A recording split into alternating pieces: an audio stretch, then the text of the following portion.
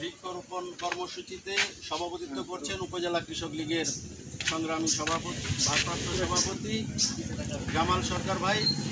এখানে উপস্থিত থেকে এই কর্মসূচিকে সুন্দর এবং সাফল্যমণ্ডিত করেছেন নরসিংদী জেলা কৃষক লীগের সংগ্রামী সভাপতি, বাংলাদেশ কৃষক লীগ কেন্দ্রীয় নির্বাহী সংসদের অন্যতম সদস্য, যিনি কিছুদিন পূর্বে মাননীয় প্রধানমন্ত্রী জননেত্রী শেখ হাসিনার হাত থেকে বৃক্ষ উপহার নিয়ে আমাদের নরসিংদীবাসীকে আলোকিত করেছেন, গৌরবান্বিত করেছেন আমাদের সেই প্রিয় নেতা আসাদুজ্জামান আসাদ।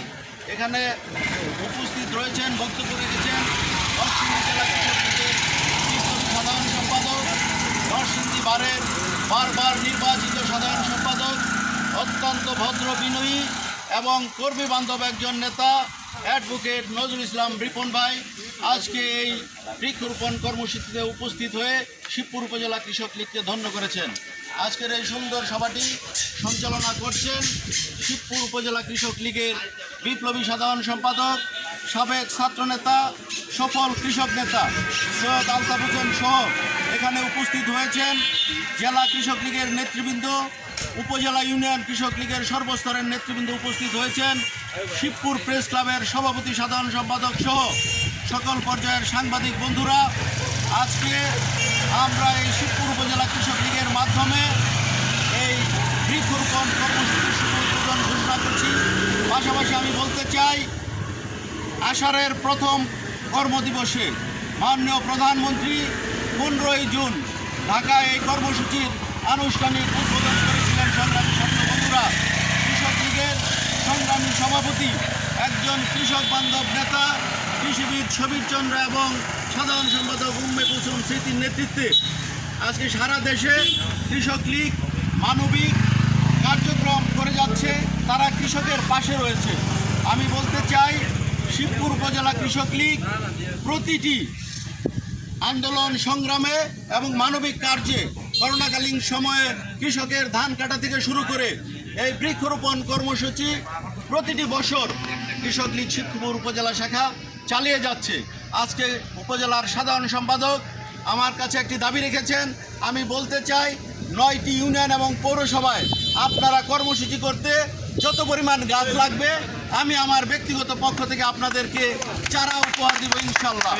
প্রিয় সাথী ও বন্ধুরা, আমরা দেখেছি এই মে এবং এপ্রিলে প্রচণ্ড তাপদাহে এবার কিন্তু 42 ডিগ্রি সেলসিয়াস তাপমাত্রা উঠে গিয়েছিল। বাচ্চারা স্কুলে যেতে পারে নাই, দেশে তাপের উপরে রেড অ্যালার্ট জারি হয়েছিল, স্কুল কলেজ বন্ধ হয়েছিল। এটির একমাত্র কারণ আমাদের দেশের যে প্রয়োজনীয় বনভূমি থাকা প্রয়োজন, তার চেয়ে আমাদের দেশে বনভূমির পরিমাণ কমে গিয়েছে বিভিন্ন কারণে, ভূমিদস্যুদের কারণে এবং আমাদের নগরায়নের কারণে এখন আর আগের মতো বৃক্ষ নেই। এছাড়া আপনার বায়ু দূষণ, শব্দ দূষণ, বিভিন্ন কারণে জলাভূমি ভরাটের কারণে আমাদের পরিবেশ ভারসাম্য হারিয়ে ফেলেছে। তাই বন্ধুরা, আসুন আমরা প্রত্যেকে শুধু এই সংগঠনের প্রয়োজনে নয়, নিজেদের প্রয়োজনে ভবিষ্যৎ প্রজন্মকে একটি সুন্দর পৃথিবী উপহার দেওয়ার জন্য আমরা প্রত্যেকের বাড়িতে পারলে 3টি করে, না হয় অন্তত 1টি করে গাছ আমরা এই বর্ষা সিজনে লাগাবো এই প্রতিজ্ঞা করে। এবং আমি শিবপুরে অন্যান্য যে সংগঠনগুলো আছে, যুবলীগ, স্বেচ্ছাসেবক লীগ, ছাত্রলীগ, শ্রমিক লীগ, যুব মহিলা লীগ, মহিলা আওয়ামী লীগ, সকলকে আমি উদাত্ত আহ্বান জানাবো, আসুন আমরা সকলে গাছ লাগাই। মাননীয় প্রধানমন্ত্রীর যে আহ্বান, সে আহ্বানে সাড়া দিয়ে গাছ লাগিয়ে আমরা বাংলাদেশকে একটি সুজলা সুফলা শস্য শ্যামলা বাংলাদেশ বানাই, আমরা যেন প্রাণ ভরে অক্সিজেন গ্রহণ করতে পারি, সেই আশাবাদ ব্যক্ত করে শিবপুর উপজেলা কৃষক লীগের সার্বিক মঙ্গল কামনা করে এবং এই বৃক্ষরোপণ কর্মসূচির সফলতা কামনা করে, আপনাদের সুস্বাস্থ্য দীর্ঘ কামনা করে আমি আমার সংক্ষিপ্ত কথা বলা এখানে শেষ করছি। খোদা হাফেজ। জয় বাংলা, জয় বঙ্গবন্ধু, জয় হোক শিবপুর উপজেলা কৃষক লীগের।